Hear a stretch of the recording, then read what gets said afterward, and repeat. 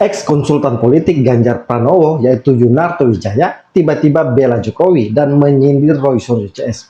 Hal ini diungkapkan Toto, sapaan akrabnya, saat tampil di salah satu stasiun TV. Bahkan ia menyebut Roy Suryo ini hanya orang entertainment yang memang senang bermain di isu kontroversial. Dia juga memberikan peringatan kepada orang besar di belakang Roy Suryo CS agar berhenti, karena serangan kepada Jokowi hanya akan menjadi bumerang. Nama Jokowi makin tenar dan sebaliknya yang menyerang makin hancur. Yang menarik juga Denny Siregar, skakmat Roy Suryo, dengan menegaskan bahwa Roy Suryo orang yang sedang pencitraan dan menunggangi isu untuk menaikkan namanya. Dia hanya suka memanfaatkan media untuk kepentingan agar terus namanya didengar publik. Padahal Roy Suryo kalau bekerja tidak becus seperti saat menjadi Menpora. Yang menarik juga analisa Adi Prayitno yang berpandangan kalau Roy Suryo menyerang di saat PD Perjuangan masih mesra dengan Jokowi, dipastikan Adiana Pitupulu CS akan pasang badan membela dengan agresif. Ada juga analisa dari Budi Spiliang yang menegaskan bahwa Demokrat CS akan hancur dengan terus bermain licik menyerang Jokowi. Nama Demokrat akan makin tergerus dan sebaliknya nama Jokowi makin melambung.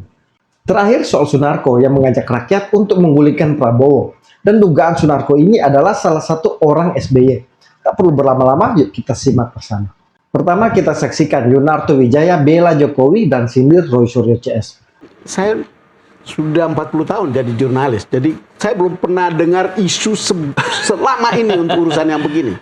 Dan karena itu menarik perhatian, apa sih sebetulnya? Ini politisasi. Ada bilang soal hukum, tapi ada juga bicara soal politisasi. Gitu. Jangan-jangan lebih daripada itu, Bang Don. Oh, lebih dari Kalau itu. nggak ada marketnya, nggak ada penontonnya, tayangannya selesai. Ini kan tayangannya panjang pertanyaan kita kan. Karena saya termasuk yang selalu menolak. Saya tidak pernah mau datang, ada beberapa stasiun TV itu mengumbar itu dan selalu konflik gitu ya. Saya nggak tahu Adi pernah datang atau nggak, tapi menurut saya sama. Saya sepakat, ini bukan isu strategis buat bangsa ini. Betul. Tapi akhirnya teman-teman media itu mengatakan, Mas, ratingnya tinggi, Mas. Ya, ada yang bilang begitu. Artinya kita berbicara di sini ada sisi politik infotainment.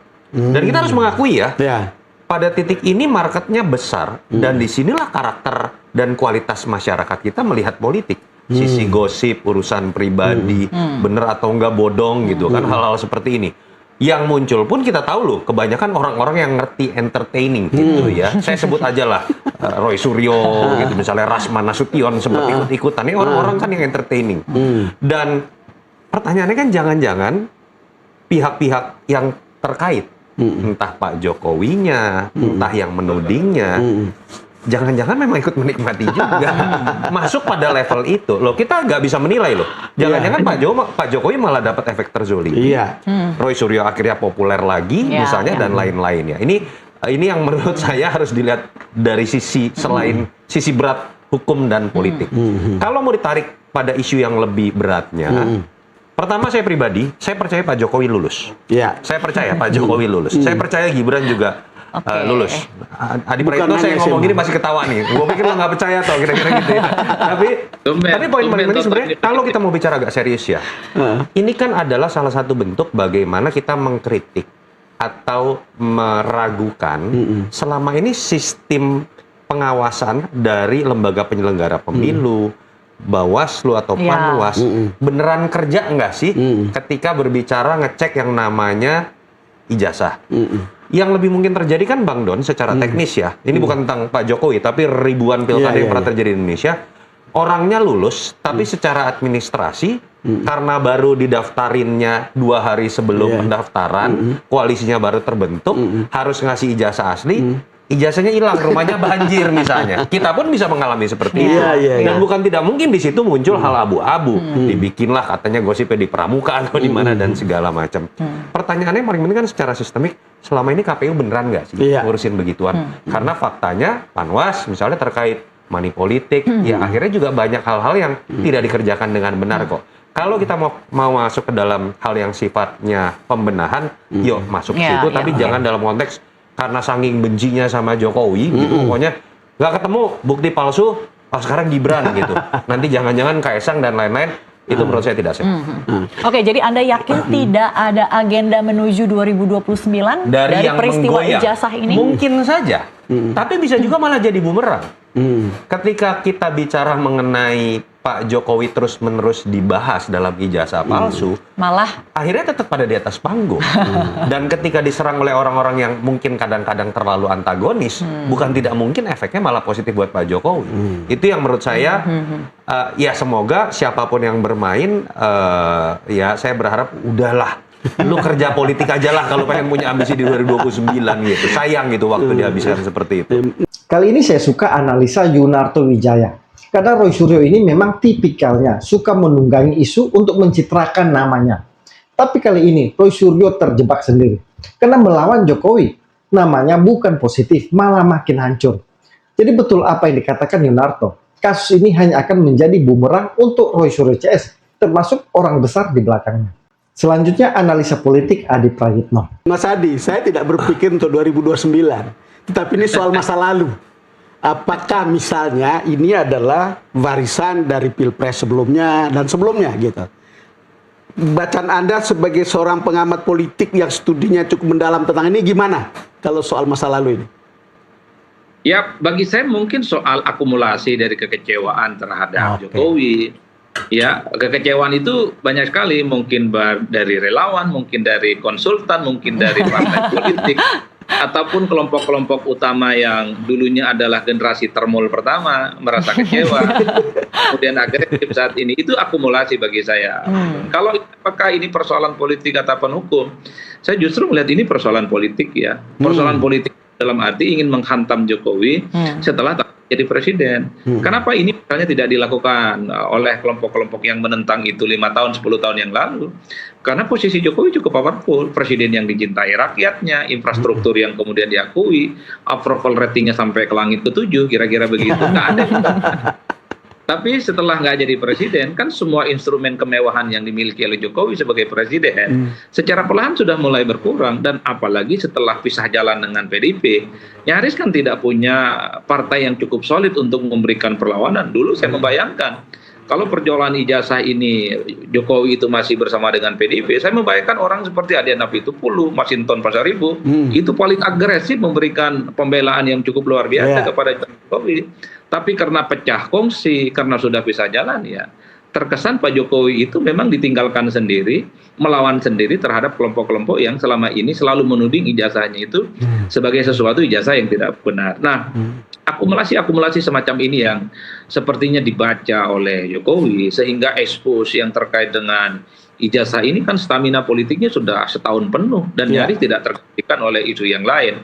At the end bagi saya, siapapun yang kalah dan menang terkait dengan ijazah ini nggak ada gunanya, Bang Don. Untuk apa?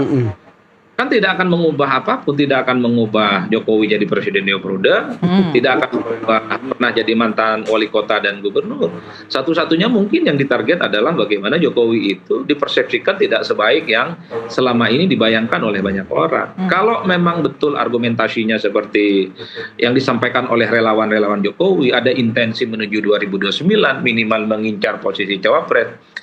Bagi saya tidak sesederhana itulah ya, karena persoalan capres dan cawapres ini tentu adalah domainnya elit-elit kunci, ketua umum partai yang mereka adalah veto player yang bisa memutuskan soal siapa yang bisa maju dan kemudian tidak bisa kita maju. Nah, bagi saya ketika ada putusan Mahkamah Konstitusi yang zero threshold, saya kira tanpa Jokowi sekalipun, tanpa kelahi-kelahi terkait dengan ijazah sekalipun, semua orang yang partainya lolos ke parlemen, termasuk juga yang boleh ikut pemilu, boleh itu menjadi calon presiden dan wakil presiden. Untuk apa hanya sebatas mengincar posisi calon wakil presiden? Itu bagi saya adalah argumen-argumen yang tidak masuk akal. Tapi saya ingin menambahkan apa yang disampaikan oleh Bung Toto ya terkait dengan kinerja KPU dan Panwas terkait dengan ijazah ini. Apakah mereka bekerja selama ini di Solo, di Jakarta ataupun KPU pusat? Kalau kita membaca undang-undang sebenarnya kan tidak wajib melampirkan ijazah asli. Undang-undangnya itu hanya boleh menyertakan fotokopi surat keterangan lulus, ijazah ya SMA ataupun S1 yang saja yang dilegalisir. Udah segitu aja. Yang menarik juga analisa Adi Prayitno yang berpandangan kalau Roy Suryo menyerang di saat PD Perjuangan masih mesra dengan Jokowi, dipastikan Adian Apitupulu CS akan pasang badan membela dengan agresif. Tapi karena pecah kongsi, malah PD Perjuangan berbalik menyerang Jokowi. Jadi inilah politik, kalau masih berteman membela, tapi ketika pecah kongsi, balik menyerang. Jadi di elit PD Perjuangan sepertinya tidak ada ideologi, yang ada hanya kepentingan. Walaupun salah, kalau teman pasti dibela. Kalau musuh, walaupun benar, diserang. Selanjutnya, Denny Siregar membongkar watak licik Roy Suryo. Itu taunya nama Roy Suryo karena dia gerak cepat memanfaatkan media ketika ada kasus-kasus yang kontroversial dan populer. Seperti kasus Ariel Peter Pan misalnya, atau sekarang namanya Ariel Noah. Roy Suryo bisa memanfaatkan media sebagai jalan untuk menaikkan namanya dengan menunggangi isu itu. Dia bahkan rela jadi saksi ahli supaya bisa sering disorot oleh media. Roy Suryo memang orang yang penuh dengan pencitraan dan minus kemampuan kerja. Semakin kesini, semakin kelihatan dia hanya cari sensasi di media sosial supaya namanya tetap ada. Roy Suryo mengaku sebagai pakar telematika yang banyak orang juga nggak tahu itu jenis pakar apa ya. Apa sih keahliannya? Membobol data, hacker, jago security di internet. Yang kita tahu semua, kalau ada video esek-esek viral di media sosial, Roy Suryo lah yang muncul paling depan seolah dialah ahlinya. Dan lucunya, keahlian dia sebagai pakar telematika itu seperti katanya ternyata nggak sesuai dengan jabatan yang akhirnya diberikan oleh Presiden SBY kepada dia. Roy Suryo diberikan amanah sebagai Menteri Pemuda dan Olahraga. Asli nggak ada hubungannya. Ada lagi kasus ketika Roy Suryo ditagih banyak barang yang dianggap hilang di kantor Kemenpora. Mulai panci, pompa, kamera, dan banyak barang perintilan lainnya yang katanya dia bawa pulang waktu sudah tidak lagi menjabat. Meski Roy Suryo selalu membantah, tetapi peristiwa memalukan itu sudah jadi bahan ejekan se-Indonesia Raya. Dan dia akhirnya dijuluki Mr. Panci, sebuah julukan dalam bentuk ejekan yang melekat sampai sekarang. Setiap kali Roy Suryo nge-tweet misalnya, jawabannya selalu komplang, mengingatkan banyak orang tentang panci-panci yang hilang. Ini adalah rekam jejak Denny Siregar yang masih menjadi pendukung Jokowi. Dia sejak lama sudah mengkritik Roy Suryo. Dia menegaskan bahwa Roy Suryo orang yang sedang pencitraan dan menunggangi isu untuk menaikkan namanya. Dia hanya suka memanfaatkan media untuk kepentingan agar namanya terus didengar publik. Padahal Roy Suryo kalau bekerja tidak becus seperti saat menjadi Menpora. Selanjutnya, Budius Piliang bongkar borok Demokrat dan Roy Suryo. Saya ingin membicarakan tentang si biru nih, si biru. Saya sengaja menggunakan kemeja biru nih. Ya ternyata ya selama hampir 1 tahun ini rakyat Indonesia dicuci otaknya menjadi bodoh ya oleh serangkaian kelompok ya yang saya sebut sebagai kaum keledung. Kaum keledungu. Ya ini terminologi binatang kayaknya muncul lagi ya. Ada yang bilang ini ternak Mulyono, ada keledai dungu. Ya itulah bagian dari cuci otak kita semuanya sebagai anak bangsa. Hanya karena kepentingan politik. Ya. Nah ternyata selama 1 tahun ini, lebih kurang ya, kaum keledung ini mencuci otak seluruh anak bangsa dengan isu fitnahan ijazah Pak Jokowi yang dikatakan tidak ada dan kemudian palsu. Dan sekarang Pak Jokowi sudah marah. Ingat loh Roy, ya Pak Jokowi sudah marah. Kalau Pak Jokowi sudah marah, Anda tuh harusnya gemetar ya, takut segera datang ke rumah Pak Jokowi, sungkem minta ampun, bukan malah makin gila, ya kan? Nah, apa yang terjadi? Pak Jokowi hanya mengatakan tidak ada maaf khusus untuk 3 orang. Kalau toh kalian minta maaf, bukan berarti menghilangkan kasusnya, atau dimaafkan bukan berarti kemudian bebas atau kemudian gugatannya dicabut. Nggak begitu ya. Nah saya ingin bicara tentang siapa sih yang melatar belakangi ya cuci otak nasional ini.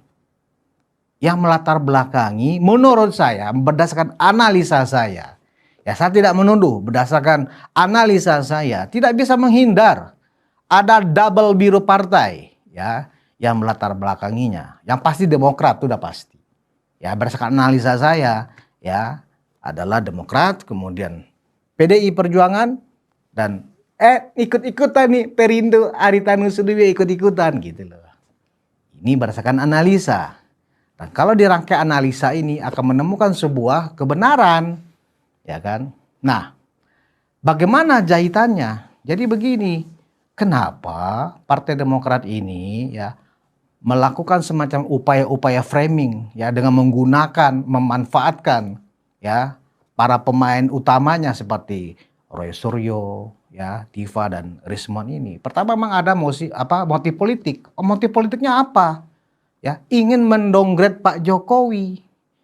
Kalau Pak Jokowi kemudian namanya jadi jelek di masyarakat sebagai presiden terbaik kita yang telah membangun banyak infrastruktur, ya, yang melihatkan keberpihakannya kepada rakyat, tentu dengan segala plus minusnya seorang Pak Jokowi manusia biasa.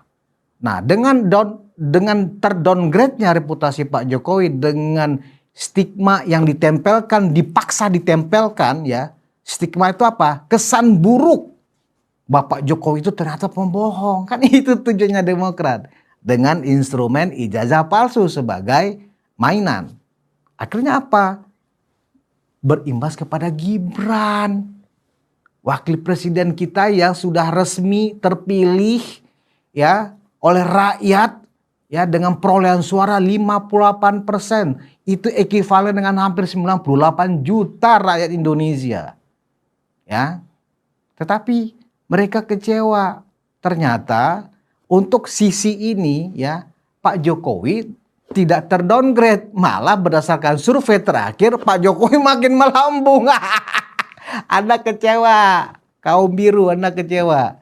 Pak Jokowi malah namanya makin melambung. Bahkan kinerja pemerintahan 1 tahun Prabowo Gibran menurut survei poltreking ya nilainya 78% tingkat kepercayaan publik.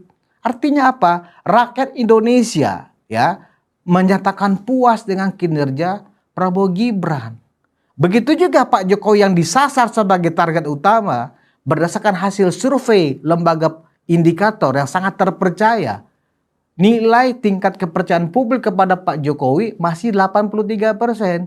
Jadi ya untuk motif politik ini Anda gagal.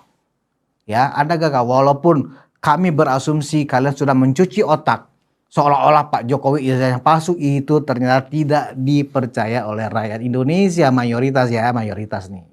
Nah, kemudian yang berikutnya apa motifnya? Motifnya adalah balas dendam sakit hati.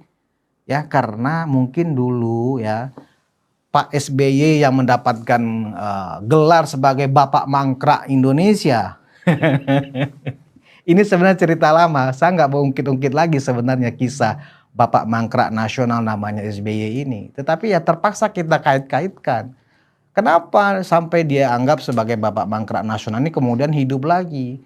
Karena memang dulu Pak Jokowi pernah sengaja memang mendatangi ya meninjau ulang langsung ke proyek Wisma Atlet yang di Hambalang. Ya. Sebenarnya banyak sekali proyek mangkrak di era SBY, nggak hanya proyek Hambalang. Dan sialnya, selain proyek itu mangkrak, juga menyebabkan banyak tokoh-tokoh SBY, ya, tokoh-tokoh Demokrat masuk penjara karena terkait dengan korupsi dengan proyek tersebut, ya kan? Dan proyek itu kemudian tidak dilanjutkan karena memang ya ada kesalahan teknis di sana secara konstruksi tanah. Ya. Daerah yang sudah dipancang beton-beton di sana itu memang bukan tanah yang layak untuk dipasang gedung tinggi karena tanahnya turun terus kontur tanahnya. Ya. Tetapi memang yang paling fenomenal memang proyek Hambalang sampai dibilang itu adalah proyek rumah hantu. Banyak sekali sebenarnya proyek-proyek di era 10 tahun pemerintahan SBY itu yang mangkrak. Belum lagi misalnya kalau kita lihat perselisihan Anas Urbaningrum dengan SBY pada saat Kongres Partai Demokrat tempoh hari yang kemudian Anas Urbaningrum dikorbankan. Sehingga akibatnya apa? Anas Urbaningrum yang menjadi korban. 8 tahun penjara dan baru keluar sekitar awal tahun ini. Jadi Anas Urbaningrum kalau misalnya mau bernyanyi hari-hari ini tentang apa yang dia derita akibat kasus dia dikriminalisasi pada saat menjadi ketua umum Partai Demokrat, mungkin akan tambah geger. Ya. Jadi ketika ingin membalas sakit hatinya gara-gara proyek Hambalang untuk kemudian diungkit-ungkit lagi, SBY merasa sakit hati yang disimpan. Sakit hati berikutnya apa? Terjadi KLB Demokrat oleh Pak Muldoko yang pada saat itu menjadi kepala staf presiden dari Pak Jokowi.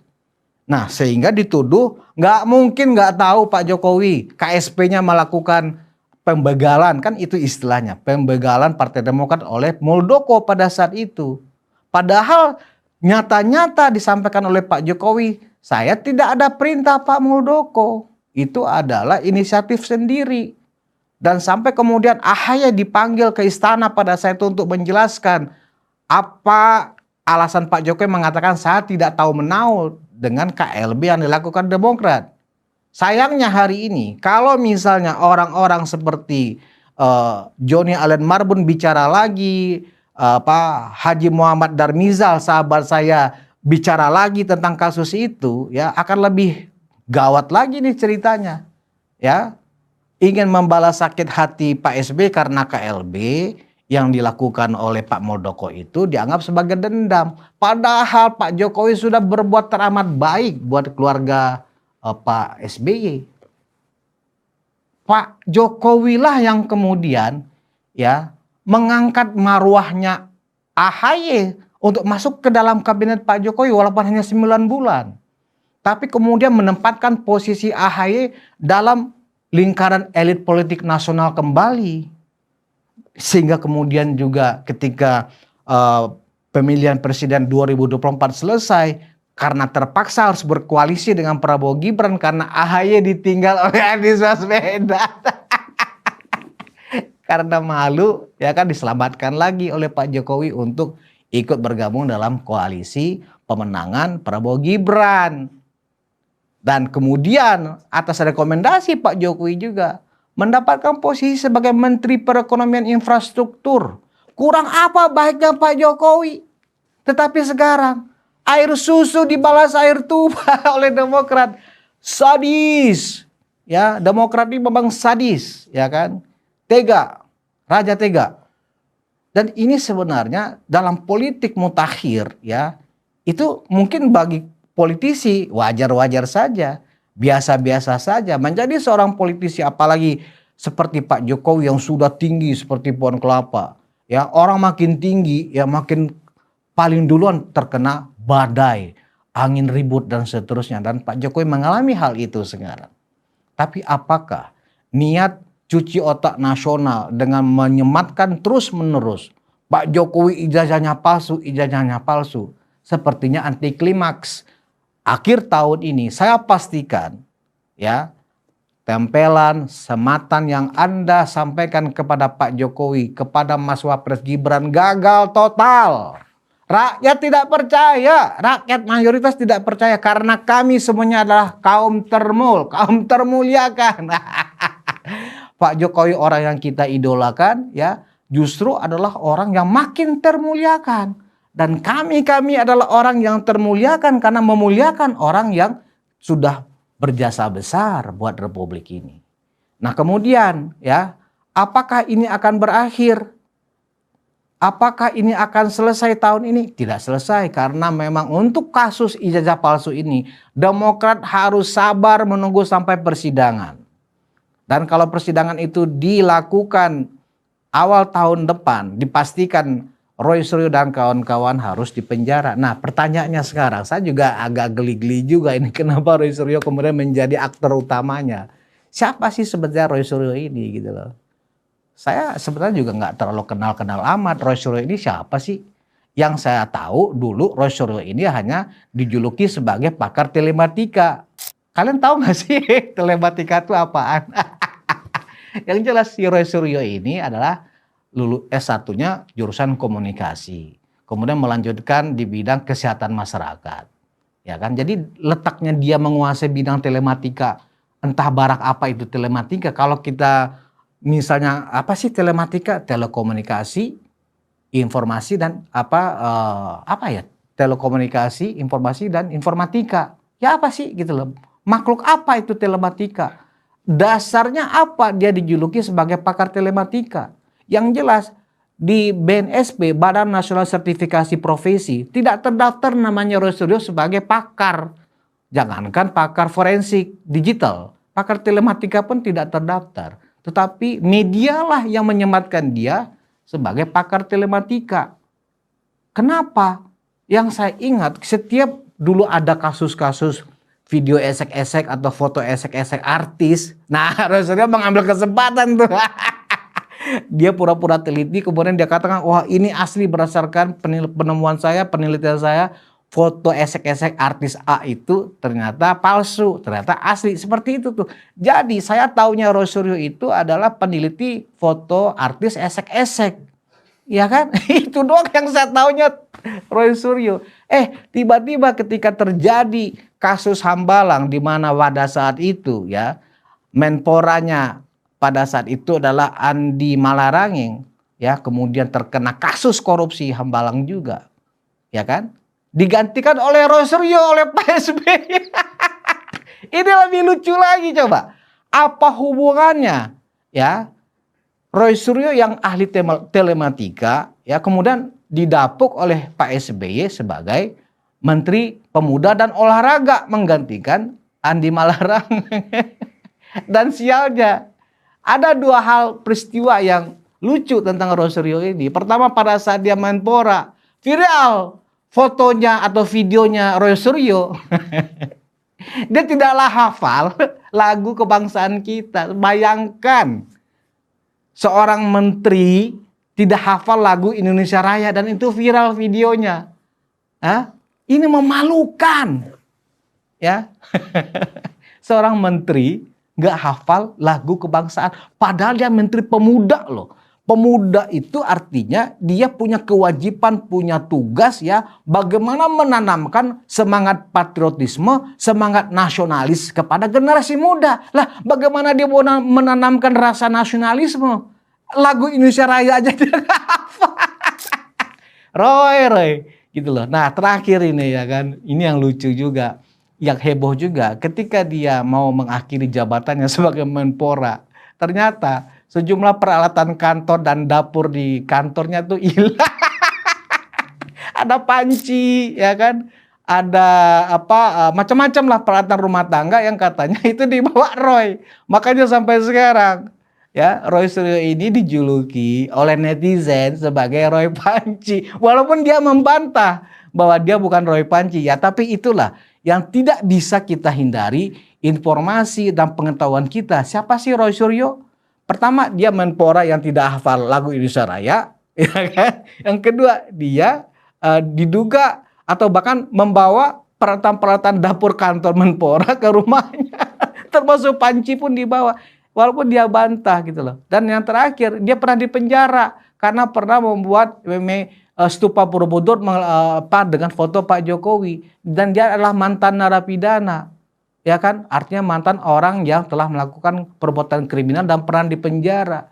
Dan logika apa yang membuat banyak profesor saat ini, banyak doktor saat ini yang percaya omongan orang seperti ini bahwa ijazah Pak Jokowi itu palsu. Padahal bagaimana itu dikatakan palsu? Ya, dia jangankan melihat atau memegang ijazah Pak Jokowi, ya kan? Dari mana dia menyimpulkan ijazah Pak Jokowi palsu 99,99% palsu? Ini sinting namanya. Kita udah dibuat sinting oleh orang yang tidak jelas kepakarannya, ya kan, kehebatannya apa tuh nggak jelas. Jadi saya pikir marilah kita jangan lagi memasuki tahun 2026 ya kita kemudian menjadi sinting seperti Roy Suryo. Coba saya menduga ya, kalau kita lihat di televisi, dia suka ketawa-ketawa sendiri. Aduh, ini gimana sih ini orang? Aku suka ngobrolnya nggak terkontrol, ya kan? Kalau orang bicara dia senyum-senyum sendiri, kayak orang ketawa-ketawa sendiri. Ini udah nggak waras nih saya pikir. Perlu diperiksa nih. Perlu diperiksa apakah ini orang dalam posisi yang sehat secara mentalitas atau memang rada-rada. Ini termasuk monolog Budius Piliang yang keras dan menohok, karena Budius membongkar aib Demokrat dan Roy Suryo. Bahkan dia dengan tegas menyebut Roy Suryo itu sinting, dan kita jangan ikut jadi sinting dan termakan narasi sesat Roy Suryo CS. Selanjutnya Sunarko mengajak rakyat untuk menggulingkan Prabowo. Bang Edi, gulingkan Prabowo!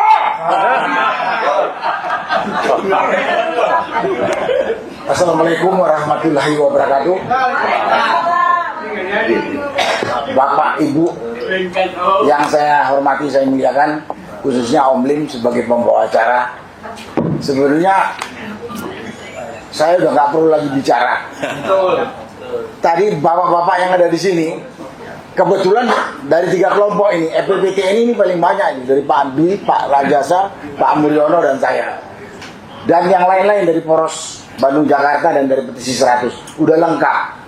Bisa memberikan gambaran kepada kita semua yang hadir maupun yang mendengarkan betapa amburadul dan carut marutnya kondisi bangsa Indonesia atau negara kesatuan Republik Indonesia saat ini. Sudah jelas kan? Jadi kalau tadi Pak Rajasa mengatakan tak ada cara lain, people power. Tapi kalau Pak Mulyono bisa gerakan rakyat. Dan mungkin ada istilah-istilah lain. Semua itu terjadi karena apa? Karena pemerintah sekarang ini kelihatannya tidak mampu memperbaiki kondisi carut marut ini. Kelihatan Prabowo sudah jadi presiden 1 tahun lebih. Saya melihat Presiden Prabowo ini mungkin seperti katak dalam tempurung gitu. Dia nggak tahu kalau rakyat Indonesia ini jumlahnya hampir 300 juta, tersebar dari Sabang sampai Merauke. Tapi yang diperhatikan cuma kelompoknya si Jokowi dan dia kelompok dia saja yang mungkin kalau dihitung-hitung pendukung dia yang dikasih naik pangkat jabatan, dikasih jabatan komisaris, dikasih jabatan menteri, atau mungkin pendukungnya Jokowi dengan termulnya mungkin nggak sampai 1 juta. Berarti hampir 300 juta ini hampir terabaikan. Di mana kita melihatnya?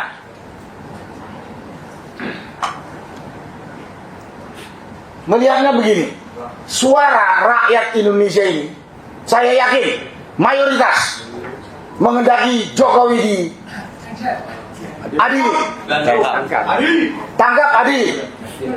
Saya yakin juga sebagian besar rakyat Indonesia majulkan Gibran. Ya, majulkan itu mau dipecat atau diapain sama lah itu kan. Nah, karena sangat jelas kesalahannya, nggak perlu saya omongkan di sini. Karena tadi teman-teman sudah ngomong dan kita semua bangsa Indonesia ini tahu. Tapi lihat Prabowo masih bermesraan dengan kelompok ini. Bahkan pada waktu yang lalu dia mengatakan anak buahnya tuh, saya tahu suasana pertemuan di Gerindra itu, tahu ya dapurnya. Tahu dia teriak hidup Jokowi gitu. Jadi otaknya Prabowo itu yang pikirannya cuma yang dia senengin saja, yang diperhatikan. Yang lain enggak. Guru politik. Habis itu dia ngomong, Jokowi itu kopeng saya, Jokowi itu guru politik saya. Apalagi, gak usah mencela-mencela, kita ini timnya Jokowi. Apa yang dianggap Prabowo ini rakyat Indonesia dia itu saja. Padahal orang yang disebut itu orang yang begitu kotor. Saya katakan Jokowi dan Gibran itu sangat kotor. Kategorinya sudah pengkhianat negara. Tapi Prabowo masih bermesraan dengan dia. Berarti kan dia bukan pemimpin kita itu. Itu cuma pemimpinnya Jokowi. Ya saat ini saya bicaranya Prabowo bukan Jokowi, karena presiden sekarang itu adalah Prabowo. Berarti kan memang dia tidak dengar suara orang yang dipimpinnya, orang yang harus diurusnya. Padahal ada nasihat dari orang-orang bijak yang lalu. Saya masih ingat Jangan jadi pemimpin kalau tidak bisa menegakkan keadilan. Apa adil? Yang satu minta ini orang diadili karena dosanya jelas, ini dia bermesra-mesra. Banyak sekali yang dilakukan oleh ini, yang menunjukkan bahwa Prabowo itu mau jalan, mau seenak perutnya sendiri, tidak mau mendengarkan suara rakyat secara umum. Nah itu kan namanya bukan pemimpin kalau kayak gitu. Ada yang mau kritik, langsung dia naik telinganya. Yang mengatakan, saya tahu ada orang pintar yang banyak mengkritik, padahal dia gak bisa ngasih beras, gak bisa ngasih BBM, gak bisa ngasih apalah dan sebagainya. Lu gila apa? Gila kan? Nah, pikir aja lah. Itu pemimpin kita kayak gitu. Goblok. Nah, dan lain-lain apa lagi yang mau saya ceritakan tentang ini. Dan saya tahu pribadi Prabowo ini, waktu masih dinas TNI maupun masih setelah di partai. Karena saya juga bekas partainya dia dulu berapa tahun. Keluar saya dari Gerindra. Orang ini anti kritik. Mimpin orang 300 juta, masa mau jalan versi otaknya sendiri kan aneh itu kan. Gas. Aneh kan? Gas. Enggak. Berikutnya apa? Berikutnya akan membahayakan kita bangsa Indonesia yang hampir 300 juta ini.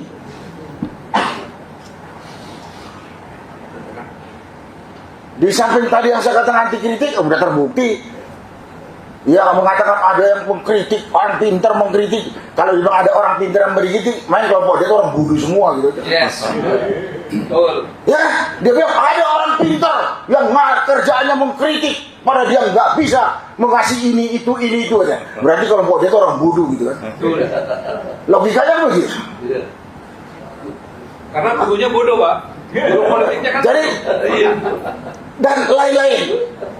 dan lain-lain.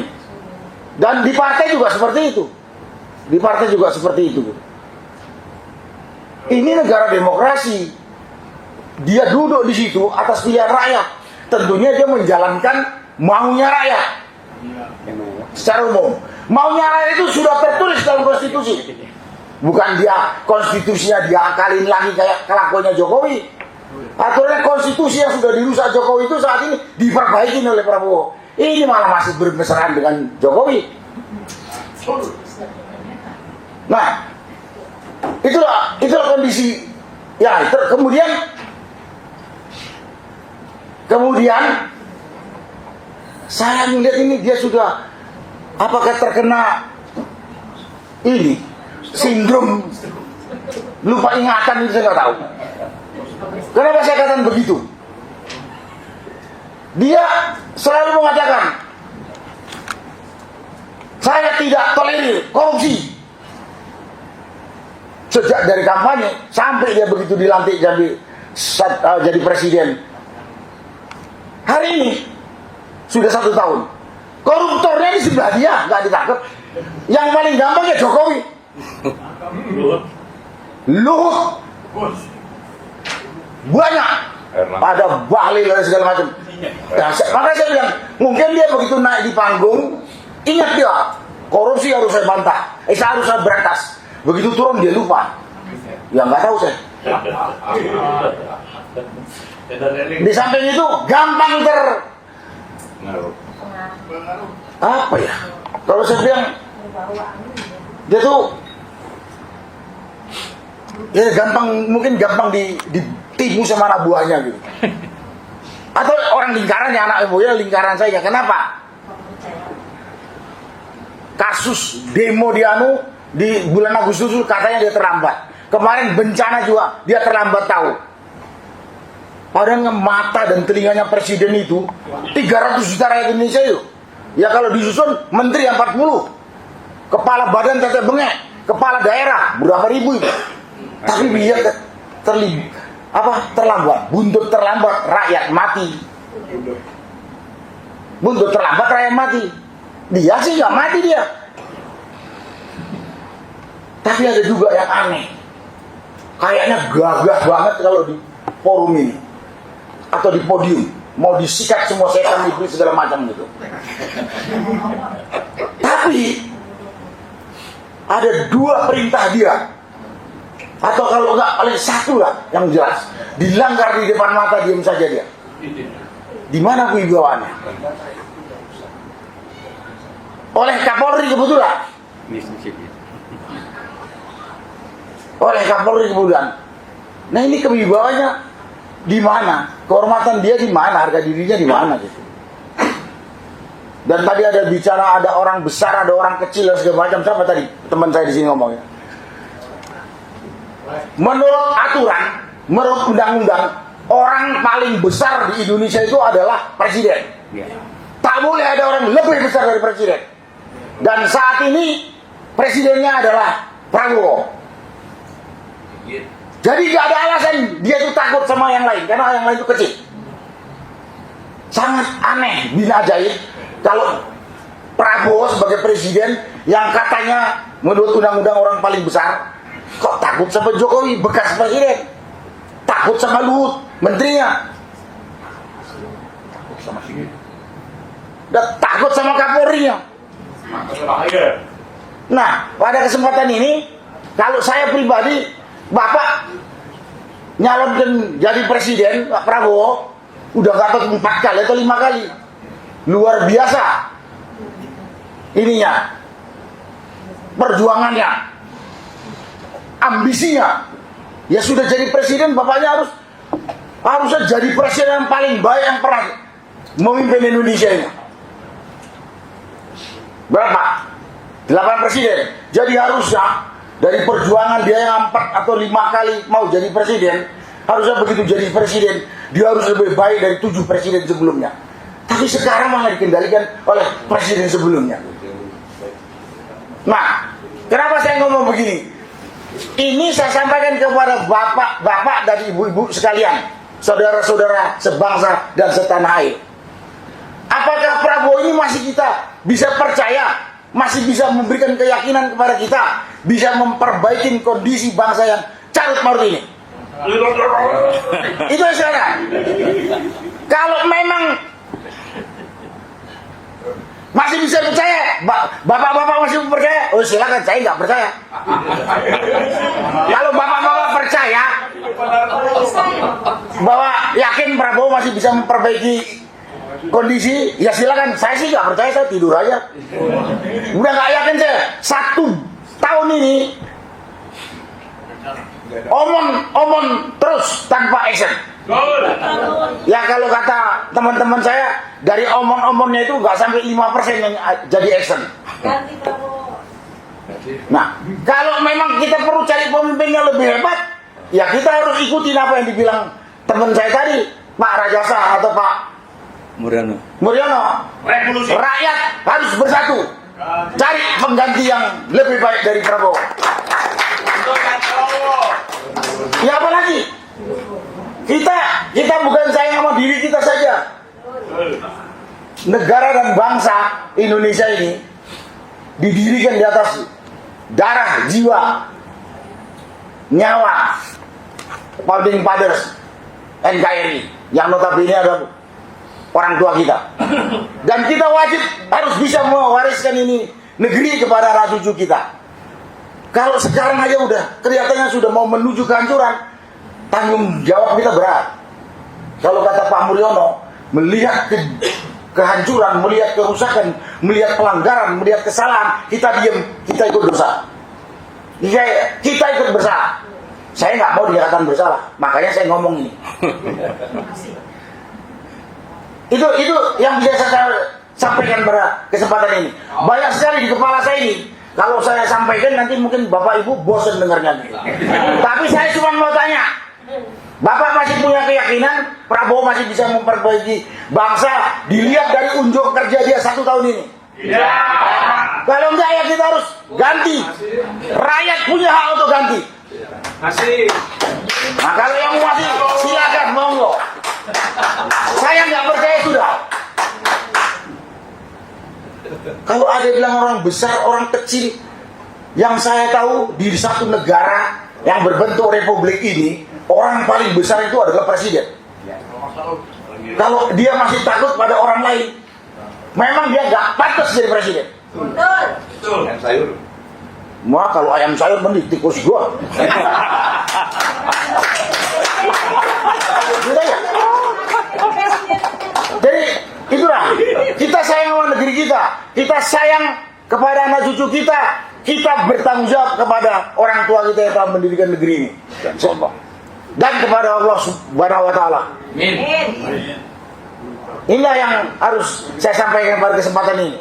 Mudah-mudahan Bapak Ibu bisa putuskan mau apa kita. Yang jelas tadi di sini disampaikan, kelompok petisi 100, kelompok Poros Jakarta Bandung, FPPT ini siap untuk menjaga negeri ini kembali pada rel seperti yang dicita-citakan oleh orang tua kita.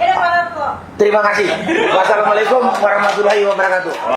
Ini adalah pernyataan terbaru dari mantan Danjen Kopassus Sunarko yang mulai menyerang Prabowo. Yang menarik, ada sumber yang mengatakan bahwa Sunarko ini adalah orang SBY. Salah satu bukti kedekatan khusus Sunarko dengan SBY, itu Sunarko menjadi Danjen Kopassus di era SBY menjadi presiden, yaitu di 2007 silam.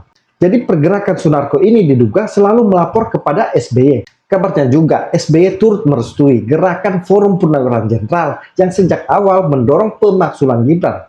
Dan sekarang arahnya mulai menyerang Prabowo agar segera diganti atau diturunkan dari kursi presiden. Teman-teman, itulah beberapa informasi yang bisa saya share di video kali ini. Kalau dirasa bermanfaat, jangan lupa komen, like, dan bagikan. Salam kontra narasi.